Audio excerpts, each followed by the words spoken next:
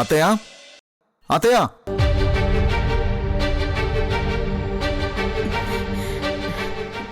రండి కూర్చోండి బాబు. పర్వాలేదు అత్తయ్య. కాఫీ తీసుకొస్తానండి బాబు. అదేం వద్దు అత్తయ్య, మీతో మాట్లాడాలని వచ్చాను. ఏంటి బాబు, ఏం మాట్లాడాలి? అవని ఇంట్లో లేదా అత్తయ్య? లేదు బాబు, బయటికెళ్ళింది. మామయ్య గారి గురించి ఇంతవరకు ఏ ఆచూకీ తెలియలేదు. నేను కూడా చాలా చోట్ల ఎంక్వైరీ చేశాను, కానీ ఎక్కడ చిన్న క్లూ కూడా దొరకలేదు. ఆయన గురించి కళ్ళల్లో ఒత్తులేసుకుని ఎదురు చూస్తున్నాం బాబు. మనుషులమైతే ఉన్నాం కానీ మా మనసంతా ఆయన గురించి ఎదురు చూస్తోంది. ఆయన లేని ఇల్లు ఎలా బోసిపోయిందో చూడు బాబు. ఎందుకు మా మీద కోపంతో దూరం అయ్యారో తెలియదు. ఎందుకు ఇలా అందరినీ బాధ పెడుతున్నారో అర్థం కావడం లేదు. మీ బాధ నాకు అర్థం అవుతుంది అత్తయ్య, కానీ మీతో ఒక విషయం చెప్పాలి. బట్ ఇలాంటి టైంలో ఎలా చెప్పాలో తెలియడం లేదు. పర్వాలేదు బాబు, చెప్పు. అది మావయ్య గారు రావటం ఆలస్యం అయితే మరి మా పెళ్ళి కూడా ఆలస్యం అవుతుందేమోనని. అంటే మమ్మీ డాడీ టెన్షన్ పడుతున్నారు. దేవుడి దయ వల్ల ఆయన త్వరగా వస్తే పర్వాలేదు, రావటం ఆలస్యం అయితే పెళ్లి పోస్ట్ పోన్ చేయాల్సి వస్తుంది. ఆ తర్వాత మంచి ముహూర్తాలు కూడా లేవు అంటున్నారు.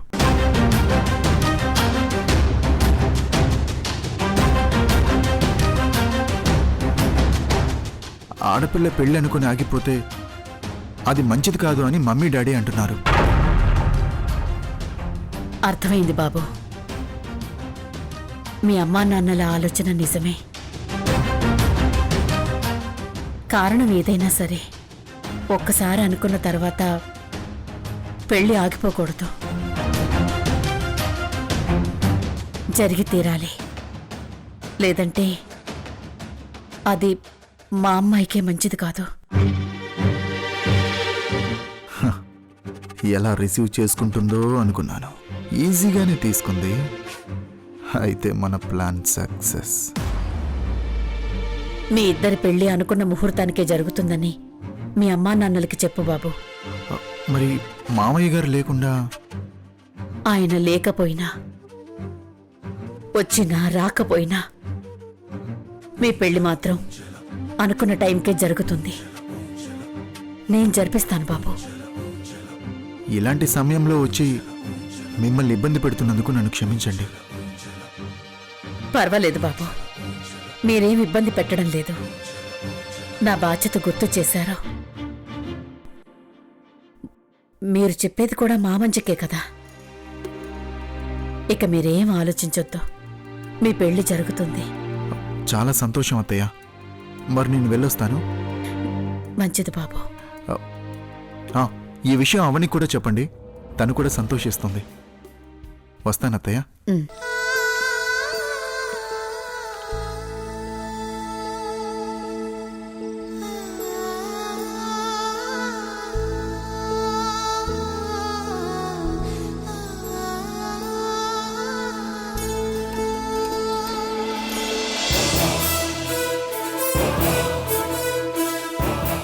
అంటే భాను నువ్వు తీసుకుని వెళ్ళలేదా?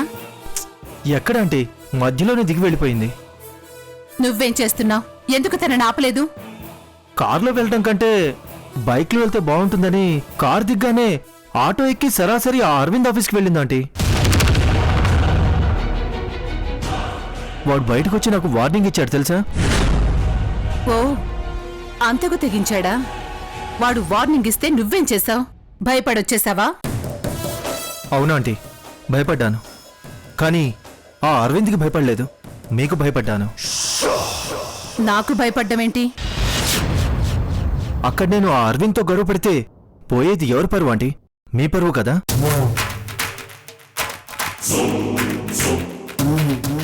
చందన గారి కూతురు భానుమతి కోసం ఇద్దరు కుర్రాళ్ళు కొట్టుకున్నారంటే ఆ విషయం రేపు పేపర్స్లోనూ టీవీలోనూ వస్తే సోషల్ మీడియాలో స్ప్రెడ్ అయితే మీ పరువు పోతుందనే భయంతో వెనక్కి తగ్గాల్సి వచ్చింది కానీ అతనంటే భయపడి కాదంటీ.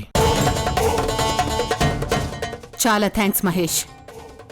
నా గురించి, నా ఇంటి పరువు గురించి నీకున్నంత బాధ్యత కూడా నా కూతురికి లేకుండా పోయింది. మహేష్, జరిగిందేది నీ మనసులో పెట్టుకోకు. నేను అప్పుడు ఇప్పుడు చెప్పేదొక్కటే, భాను నీ భార్య. నువ్వే తన మెడలో తాళి కట్టాలి. మీకు నా మీదున్న అభిమానానికి థ్యాంక్స్ ఆంటీ. మీ నమ్మకాన్ని నిలబెట్టుకుంటాను. ఈ రోజంటే అరవింద్ దగ్గరికి పరిగెత్తింది. రేపు నేనే దగ్గరుండి మీ ఇద్దరిని కలిపి తీసుకుని వెళ్తాను. అప్పుడేం చేస్తుంది? ఆ అరవింద్ ఏం చేయగలుగుతాడు? ఆంటీ, మీరు ఏం చెబితే అది చేయడానికి నేను సిద్ధంగా ఉన్నాను. నేను మీ ఇంటి అల్లుడిని అవుతానని ఊరందరికీ చెప్పుకున్నాను. అందరూ నన్ను చాలా అదృష్టవంతుడివి అని అన్నారు. నేను అదే నమ్మాను. ఇంత జరిగాక భాను నాకు దూరమైనా, మా పెళ్లి జరగకపోయినా అందరు నన్ను చూసి నవ్వుతారు, ఎగతాళి చేస్తారండి. నన్ను పిచ్చివాళ్లా చూస్తారు. ఆ పరిస్థితి రాకుండా చూసుకోండి ఆంటీ. వస్తానంటీ.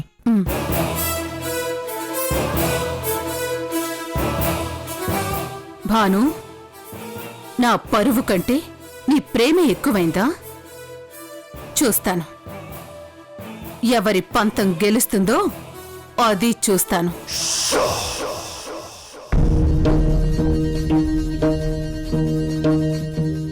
నా కూతురు ప్రతిరోజు వాళ్ళమ్మతో తన ప్రేమ కోసం గొడవ పడుతూనే ఉంది. వాళ్ళమ్మ వేసే ఎత్తులకి పై ఎత్తులకి తల ఉంచి క్షణక్షణం నరకం అనుభవిస్తోంది. మరి నువ్వేం చేశావు చెప్పు. కనీసం మీ ఇంట్లో నువ్వు చెప్పావా? నీకు భయం ఎక్కువ, బాధ్యతలు ఎక్కువ, బంధాలు ఎక్కువ, కానీ ప్రేమ కావాలి. నిన్ను ప్రేమించిన అమ్మాయి నీ ప్రేమ కోసం ఏళ్ల తరబడి పడిగాపులు కాయాలి.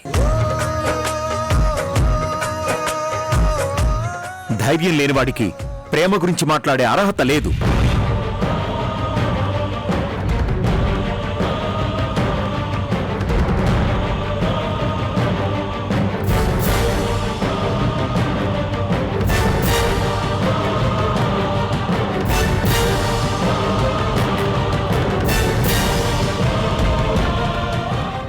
ఒరే అన్నయ్య, ఏంట్రా అంత డల్గా ఉన్నావు?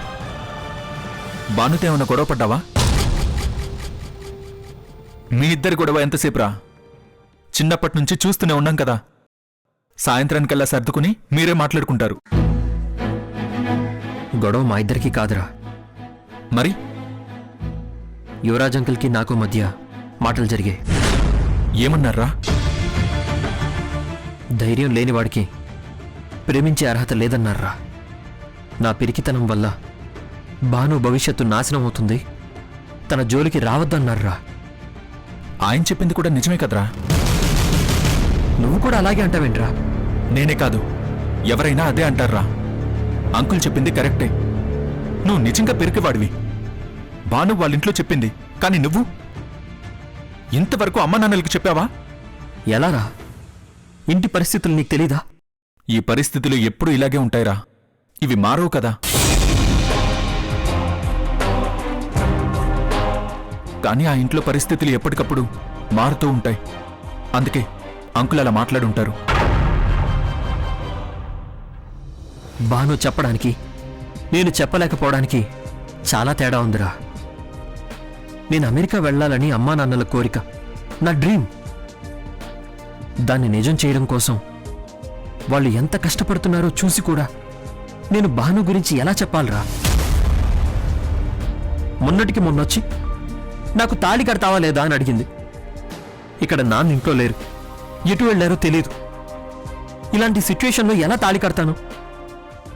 ఎలా భానుని ఇంటికి కోడలుగా తీసుకొస్తాను? అనయ్య, నువ్వు చెప్పే దాంట్లో నీ వైపు నుంచి ఆలోచిస్తే నిజమే అనిపిస్తుందిరా. కానీ అక్కడ భాను టెన్షన్ భానుది. ఎప్పుడూ మీ ప్రేమను ఎంకరేజ్ చేసే యువరాజ్ అంకుల్ అంత హార్ష్గా మాట్లాడారంటే అక్కడి సిచ్యువేషన్స్ ఎంత వరస్ట్ అయి ఉంటాయో నువ్వే అర్థం చేసుకో.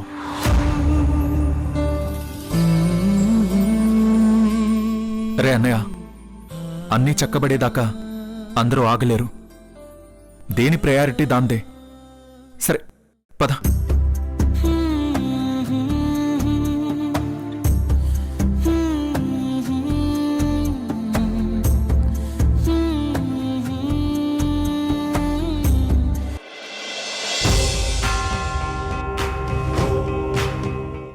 ఆడపిల్ల పెళ్ళి అనుకుని ఆగిపోతే అది మంచిది కాదు అని మమ్మీ డాడీ అంటున్నారు. దేవుడి దయ వల్ల ఆయన త్వరగా వస్తే పర్వాలేదు. రావటం ఆలస్యమైతే పెళ్లి పోస్ట్ పోన్ చేయాల్సి వస్తుంది. ఆ తర్వాత మంచి ముహూర్తాలు కూడా లేవు అంటున్నారు.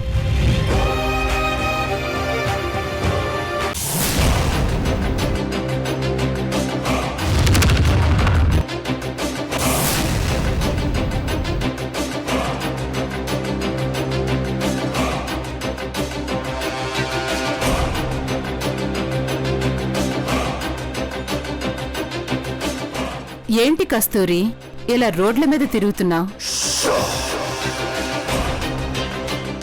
ఓ, మీ ఆయన కోసం తిరుగుతున్నావా? హ, ఎంతైనా నీకు గుండె ధైర్యం, ముందు చూపు చాలా ఎక్కువ కదా. నీ ఆయన లేకపోయినా నువ్వు కుటుంబాన్ని చూసుకోగలవు కదా. హ్మ్, ఇంకెందుకు బాధ? ఇందులో ముందు చూపే ఉంది చందన. ఇవాళ కాకపోతే రేపైనా నా భర్త తిరిగొస్తారు. అప్పటి వరకు కుటుంబాన్ని చూసుకోకుండా ఉండలేను కదా. అదే, నువ్వు ఏదైనా చాలా ప్లాన్డ్గా చేస్తావు. భర్త ఇంట్లోంచి వెళ్ళిపోయినా బాధ లేదు. లోకం ఏవనుకున్నా లెక్కలేదు. హ్మ్, నీ పోలికలే నీ కొడుకు అరవింద్ కూడా వచ్చినట్లున్నాయి. ఎవరు ఏమనుకున్నా సరే వాడు మాత్రం ఏం చెయ్యాలనుకున్నాడో అదే చేశాడు. కూటికి లేని ఇంట్లో పుట్టినా కోటీశ్వరుడైపోవడానికి దారులు బాగా వెతుకుతున్నాడు. హ, నీ కొడుకుని చాలా బాగా ట్రైన్ చేశావు కదా కస్తూరి. ఏంటి చందనానో మాట్లాడేది? నా కొడుకు గురించి ఎందుకిలా తప్పుగా మాట్లాడుతున్నావు? వాడేం చేశాడని? ఏం చేశాడో నీకు తెలీదా? నా కూతుర్ని ప్రేమ పేరుతో వల్ల వేసుకున్నాడు. స్నేహంగా ఉన్నట్టు నటిస్తూ చిన్నగా ప్రేమలోకి దింపి ఒకేసారి కోటేశ్వరుడింటికి అల్లుడైపోవాలని నువ్వు నీ కొడుకు కలిసి చాలా బాగా ప్లాన్ చేశారు. సబ్బాష్. చందన, ఏ నేను చెప్పింది నిజం కాదా? నీ కొడుకుని నా కూతుర్ని ప్రేమించమని పంపించలేదా? హ, నేను భానుకి సంబంధం చూసి పెడితే నీ కొడుకు వెళ్ళి నా కాబోయే అల్లుడికి వార్నింగ్ ఇచ్చాడు.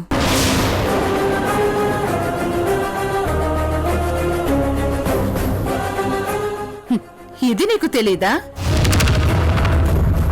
ఎందుకు కస్తూరి ఇన్ని నాటకాలు? పైకి మాత్రం చాలా మంచివాళ్లలాగా నటిస్తూ ఇలా వెనకాల గోతులు తవ్వుతారా? చందన, నువ్వు పొరపాటు పడుతున్నావు. నా కొడుకు అలాంటి వాడు కాదు. అసలు భాను మీద అరవింద్కి ఎలాంటి ప్రేమ లేదు. లేదా? హ, అయితే ఇంటికి వెళ్ళి నీ కొడుకుని నిలదీ తెలుస్తుంది. నీ కొడుకు ప్రేమించకపోతే ఎందుకు నా కూతురికొచ్చిన పెళ్లి సంబంధం చెడగొట్టాలని చూస్తాడు? హ? ఎందుకు భానుని వెంటేసుకుని పార్కుల వెంట తిరుగుతాడు? చెప్పు కస్తూరి, చెప్పు. ఎంతైనా నువ్వు చాలా తెలివిగలదానివి కస్తూరి. ముందు నా కూతుర్ని మచ్చిక చేసుకున్నావు.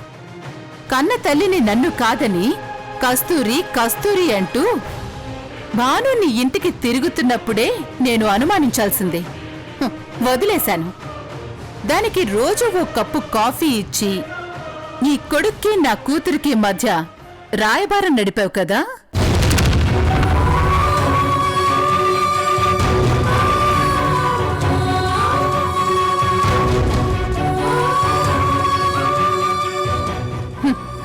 చిన్న కూతురికి కోటీశ్వరుణ్ణి చూసావు, పెద్ద కూతురికి గొప్పింటి వాణ్ణి చూసావు.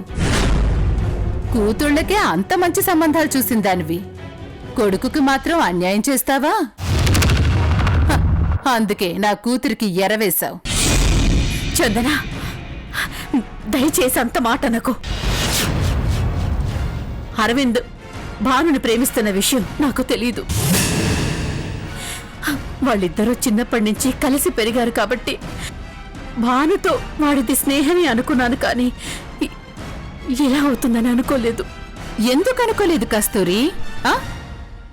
అనుకున్నావు. ఇప్పుడు నేను నిలదీసేసరికి మాట మారుస్తున్నావు. నువ్వు పక్కా క్లారిటీతోనే ఉన్నావు. హ్మ్. నేనే పిచ్చిదాన్ని. నీకెన్ని కష్టాలొచ్చినా ఇన్నాళ్ల మన స్నేహంలో ఏ రోజు నన్ను చిన్న సాయం కూడా చేయి చాచి అడగలేదు అన్న కోపం ఉండినా ఎక్కడో లోపల నీ క్యారెక్టర్ తలుచుకొని చాలా గర్వపడేదాన్ని. హ, నీలాగే నీ బిడ్డలు కూడా చాలా పద్ధతైన వాళ్ళు అనుకున్నాను. కానీ ఆస్తి కోసం ఇలా చేస్తారని అస్సలు ఊహించలేదు.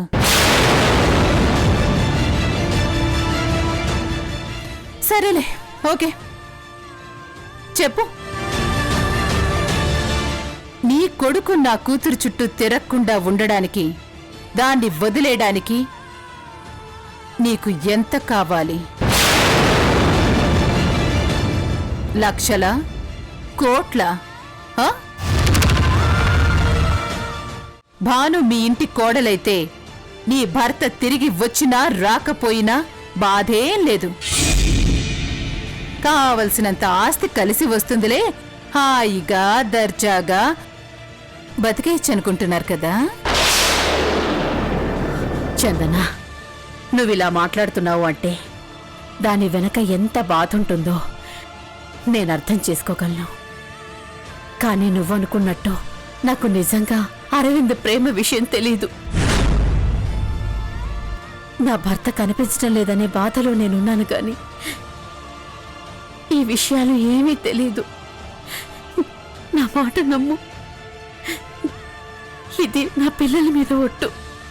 అయ్యో కస్తూరి, నేను నమ్ముతున్నాను, నీ మాట నమ్ముతున్నాను. కాని ఒక్క విషయం ఆలోచించు. నీకు కూతుళ్ళున్నారు కదా, రేపో మాపో అవనికి పెళ్లి చేయబోతున్నారు.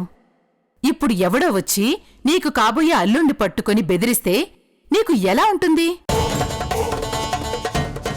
నువ్వు చేసుకోబోయేది నన్ను ప్రేమించింది, నాతో తిరిగింది అనంటే ఆ మాట వినటానికి తల్లిగా నీకు ఎంత కష్టంగా ఉంటుందో ఆలోచించు. చూడు, నీ కొడుకుని కంట్రోల్లో నువ్వు పెట్టుకుంటావో లేదా నన్నే కంట్రోల్ చేయమంటావో బాగా ఆలోచించుకో. స్నేహం పేరుతో నా కూతుర్ని నువ్వు నాకు దూరం చేశావు, సర్లే అనుకున్నాను. కాని ప్రేమ పేరుతో నీ కొడుకు దాని జీవితం నాశనం చేస్తుంటే చూస్తూ ఊరుకోను.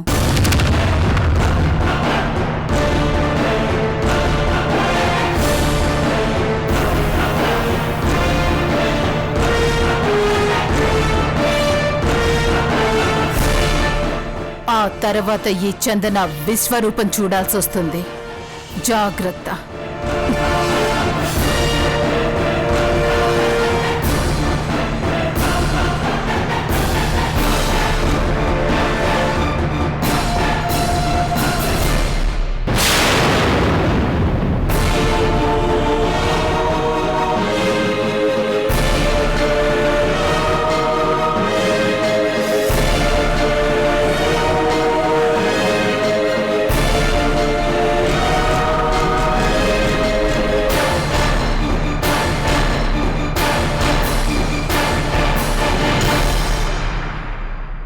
పెద్దోడా, ఏంటమ్మా? భానుకి నీకు ఏంట్రా సంబంధం?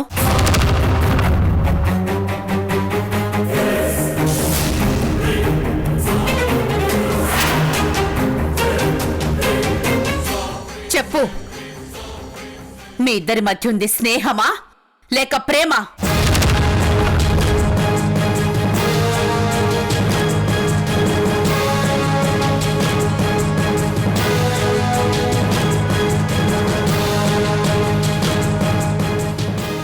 అమ్మా అది అన్నయ్య. నువ్వు నోర్మై!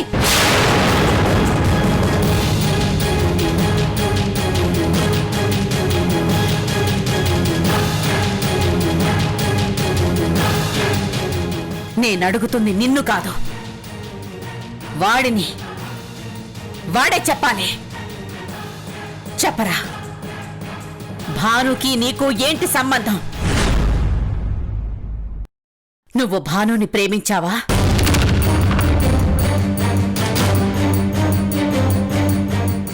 తన పెళ్లి జరగకుండా అడ్డుపడుతున్నావా? చెప్పు. భానుకి కాబోయే భర్తని నువ్వు బెదిరించావా లేదా? అమ్మా, అది భానుకి ఆ పెళ్లి ఇష్టం లేదు. నేనడుగుతుంది నీ గురించి.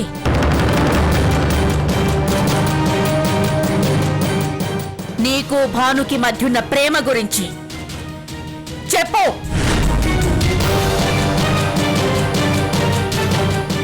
అటు ఇటు చూడటం కాదు, నన్ను చూసి, నా కళ్ళలోకి చూసి నిజం చెప్పు. నా మీదొట్టేసి చెప్పరా.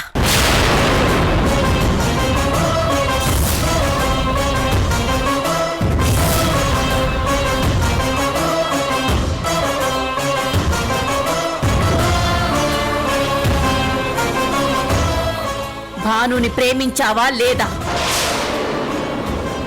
చెప్పు. ప్రేమిస్తున్నానమ్మా.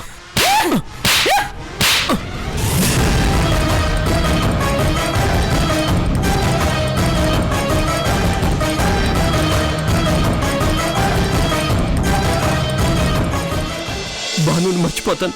అమెరికా వెళ్ళి మీ అందరి ఆశలు నెరవేరుస్తానమ్మా.